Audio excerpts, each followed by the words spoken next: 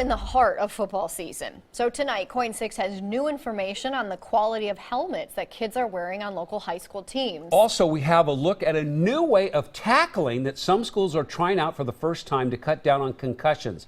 Dan Tilkin joins us to show us both these things. Dan? Well, the irony here is as helmets have gotten better, they may actually be to blame for more concussions. Of course, you still want the nice helmets, and tonight we're going to show you how to check your kid's school to see how good their helmets are. We've added dozens of more Oregon and Southwest Washington schools to our helmet database. But first, we want to show you the new way of tackling that takes the head out of the collision. Last season, the TIGARD High Tigers went into the state championship game undefeated.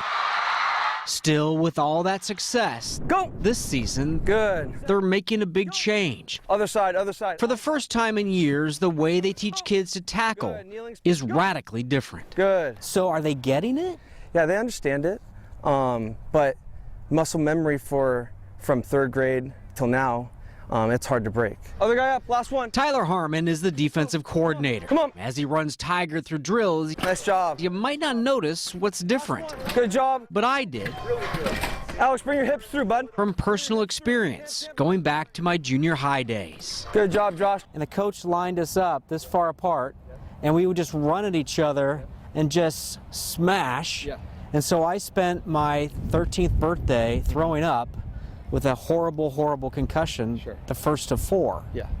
You don't do that anymore. No, we don't.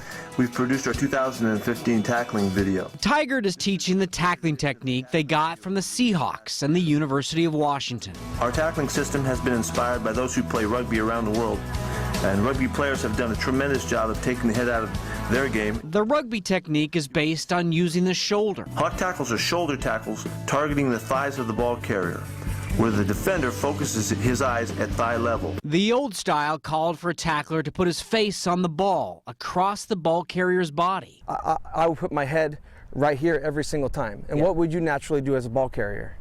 You would lower your head too as well. And that's when you see that helmet-to-helmet contact. What we teach is, even though you lower your head, I'm tracking the near hip of the ball carrier. Okay. So that's where I'm going to put my head.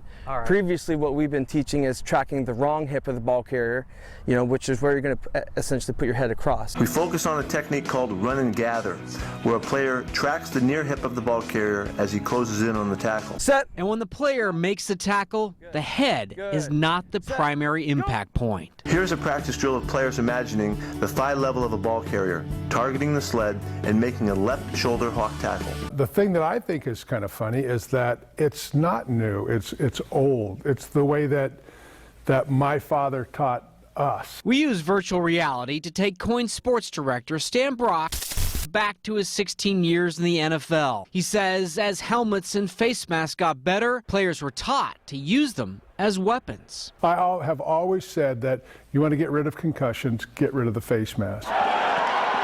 Well, TIGARD season isn't going as well as last year. Their head coach says mastering the new technique We've got to stay on this guy. will take patience. You don't ever go like, oh, he would have made the tackle under the old way, but he's just not used to the new tackling technique, and so he kind of whiffed. Oh, we've wondered that at times, but sometimes we've wondered, is it a deal that, last year we would have made the tackle, but we had a different player playing there. My number one role is safety of kids. And now to the quality of the helmets the schools are putting on local players. We first showed you last spring how Virginia Tech University has been testing and rating helmets since 2011. 5 stars, well, that is the best kind of helmet. A helmet that gets 1 star, that's not so good. That is the worst. So if you have a good 4-star helmet, there's a little improvement to a 5-star, but very, very small. The big differences are from the bottom to the top, and that's our main message. If you're in a 1-star or not recommended or even a 2-star, you really should move into the 5-star category. Those differences are dramatic. Now, in the spring, we heard back from more than 100 schools in Oregon and Southwest Washington. In the past few months, we've been continuing our efforts. We now have data from a lot more high schools. They've been trickling in. Parents, you can go to our website and search our database, and you can see the ratings and the helmets at your kid's school, and likely the helmet that your child is wearing. You can actually take your helmet and see, and then compare it to our database and see what kind of helmet they're wearing. That's at KOING.com.